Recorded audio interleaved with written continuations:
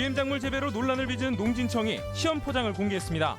GMO 유전자 외부 유출을 막겠다고 밝혔지만 최근까지 안전시설도 없었습니다. 추석을 앞두고 재래시장이 절도의 표적이 되고 있습니다. 시장 상인과 장보러 나온 노인 등 피해가 잇따르고 있습니다. 32개국 지방정부가 참석한 지방정부연합 아태지부 총회가 군산에서 개막해 새로운 도시 어젠다를 주제로 토론과 회의가 나흘간 열립니다. 여러분 안녕하십니까? 전북권 뉴스입니다. 도내 유전자 변형 농작물인 GMO 재배시설이 처음 공개됐습니다. 그물망 같은 일부 안전시설은 있었지만 급조된 모습이었습니다. 시민단체 지적에 따른 뒤늦은 개방으로 안전성에 대한 불안감은 가시지 않았습니다. 유룡 기자의 보도입니다.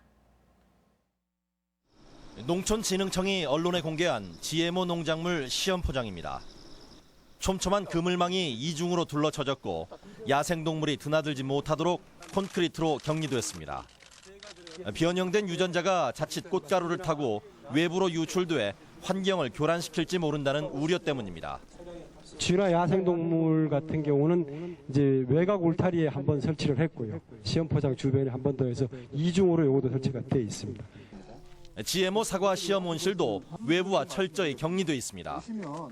태풍이 불어도 안전하도록 설계됐고 상업적 용도가 아닌 순수 연구용으로만 사용하고 있다고 설명합니다. 산업적인 임팩트보다는 미래에 우리 기술력을 이룩되지 않기 위해서는 이런 연구가 지속적으로 연구가 돼야 되기 때문에. 하지만 전주 시내에 인접한 벼 시험 포장은 한 달 전에 급히 안전시설을 설치한 것으로 밝혀졌습니다. 작년부터 시험 재배가 이루어졌기 때문에 1년여 동안 그물망 없이 재배가 이루어진 건 사실입니다. 농진청은 다른 논과 500m 이상 격리돼 위험성이 없다고 판단했지만 국민들의 우려를 반영해 시설을 강화했다고 해명합니다. 시민단체가 제기해주는 그런 문제를 최선을 다해서 어떻게 막을 수 있을 것이냐 하는 측면에서의 보완을 해왔습니다.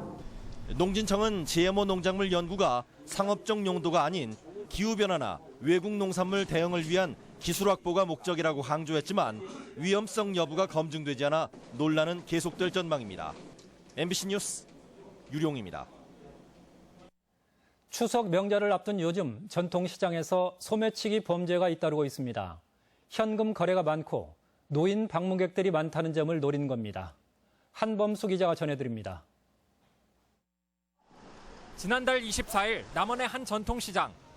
사람들이 트럭 뒤쪽에 모여 마대에 담긴 고추를 살펴보고 있는 사이 한 남성이 주위를 살피며 한 할머니의 뒤로 다가갑니다. 잠시 후 이 남성은 할머니가 등 뒤로 맨 가방에서 무언가를 끄집어낸 뒤 도로를 건너 달아납니다. 가방 안에서 지갑과 현금 40여만 원을 감쪽같이 빼낸 것입니다. 경찰에 붙잡힌 64살 김모 씨는 명절을 앞두고 현금을 많이 소지했을 것으로 보고 이 같은 범행을 저질렀다고 진술한 것으로 알려졌습니다. 아무래도 이제 지구대에서 계속 돌아도 어디선가는 또 있어요. 장날이면 굉장히 좁으니까 이제 그렇게 삐짓고 뭐 사는 척 하면서 하는 사람들이 너무 많이 있어요. 지난달 21일 군산 구시장과 익산 북부시장 등을 돌며 상인 4명을 상대로 금품 250여만 원 가량을 훔친 57살 김모 씨가 경찰에 붙잡히기도 했습니다. 물건을 살 것처럼 말을 걸며 가게 주인이 메고 있던 전대에서 돈을 빼갔습니다. 선원이 와서 이것 줘라 저것 줘라 해갖고 잡는 순간에 내가 꼭 그렇게 가버렸지. 돈 딴 손님 나서 거실로 달라 해서 거실로 주려고 하면 돈이 없더라고요. 소매치기범들은 사람들로 복잡한 틈을 타 이렇게 열려있는 가방을 표적으로 삼는 경우가 많습니다. 절도범들은 추석을 앞둔 전통시장에 현금 사용이 늘고 거동이 불편한 노인들도 많다는 점을 노리고 있습니다. 피해자가 아무것도 느끼지 못하는 사이에 범죄가 일어나는 경우가 많기 때문에 가방을 앞으로 베고 수시로 지갑을 확인하는 등 예방 조치가 있어야 할 것. 경찰은 명절을 앞두고는 필요한 현금만 소지하는 등 노인과 상인들의 각별한 주의를 당부했습니다. MBC 뉴스 한범수입니다. 전라북도는 올해 폭염과 가뭄 등으로 일부 품목의 가격 상승에 대비해 16일까지 추석 명절 물가 안정에 집중하기로 하고 농축수산물과 개인 서비스 요금 등 32개 품목을 중점 관리 대상으로 정해 점검하기로 했습니다. 전북 소비자정보센터도 명절 특수를 노린 인터넷 쇼핑몰 사기나 택배 파손 분실, 원산지 허위 표시 등에 대해 오는 23일까지 소비자 피해 구제 핫라인을 운영합니다. 지역 발전을 위한 지방정부의 역할을 모색할 국제행사가 군산에서 개막했습니다. 참석자들은 중앙정부로부터의 재정적 독립과 지역 주민과의 소통에 주목했습니다. 고차원 기자가 보도합니다. 아시아 태평양 지역 지방정부 관계자들이 모이는 세계 지방정부연합 아테지부 총회가 군산에서 개막했습니다. 참석자들은 새로운 도시 어젠더, 지역, 생명, 문화를 주제로 도시와 농촌의 지속가능한 발전을 위한 지방정부의 역할을 놓고 나흘간 토론을 벌이게 됩니다. 일본 도토리현 지사를 지낸 가타야마 요시히로는 기조연설을 통해 지방정부가 중앙으로부터 재정적으로 자유로워야 한다고 강조했습니다. 国から自立をしてできるだけ地方自治を盛んにするには財政上の問題を解決することが必要だと思います。 또한 지방도시 간, 대도시와 중소도시 간 서로 존재를 인정하고 협력하는 게 중요하다며 한때 유행했던 도시 간 통합을 경계했습니다. 첫날 세션에서는 지방정부의 리더십이 주제로 등장했는데 해외 참석자도 지방정부와 지역 주민 간 소통이 중요하다는 데는 이견이 없었습니다. It is necessary that we need to get the suggestions from the grassroots level, that is from the people. That will lead to the better administration of the at the local level.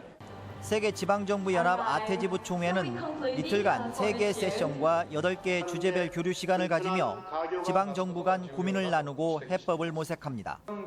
또한 내일 오후에는 이번 총회의 성과문을 담은 전북 선언문도 채택할 예정입니다. MBC 뉴스 고차원입니다. 대학 수시 모집이 이번 주부터 시작되는데요. 전주문화방송이 도내 대학들의 모집 특성 등을 오늘부터 3차례로 나눠서 보도합니다. 오늘은 첫 순서로 전북대학교 등 도내 국립대학의 수시 모집 전형입니다. 보도에 정진우 기자입니다. 전북대학교는 올해 수시 모집에서 정원의 52.3%인 2,115명을 선발합니다.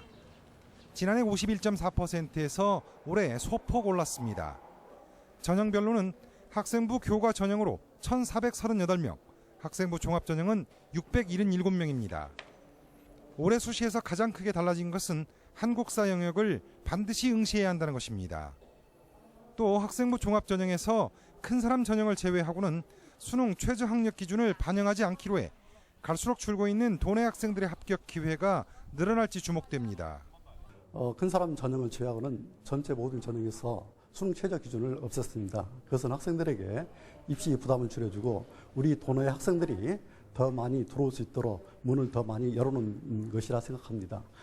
군산대학교는 전체의 64.4%인 1,221명을 이번 수시에서 모집합니다. 프라임 사업에 선정돼 신설한 산학융합공과대학에서는 정원 285명 가운데 76%인 218명을 수시에서 선발합니다. 특히 새만금 인재 전형에서는 올해는 특성화 고등학교 졸업생들에게도 문을 열었고 국가보훈 대상자 전형도 신설했습니다.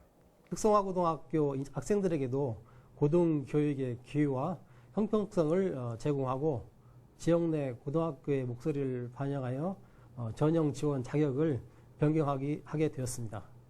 전주교대는 교과 성적 우수자와 교육감 추천, 국가보훈 대상자 등 전체의 23%인 65명을 수시에서 선발할 예정이어서 지난해보다 선발 인원이 20명가량 늘었습니다. MBC 뉴스 정진호입니다. 전주지방검찰청은 김승환 교육감이 지난 2012년 당시 충분히 문제가 있는지 알면서도 일선 학교가 교육부에 특정 감사 자료 제출을 거부하도록 지시했다며 상급 법원에 항소했습니다. 지난달 1심 법원은 당시 위법 여부가 명확하지 않았다는 등의 이유로 김 교육감에게 무죄를 선고했습니다. 오늘 개막한 도의회 임시회에서 교통과 환경 정책 등의 공세가 이어졌습니다. 전북의 정치 지형이 바뀐 뒤 첫 임시회로 도의회의 변화 여부가 주목됩니다. 임홍진 기자입니다.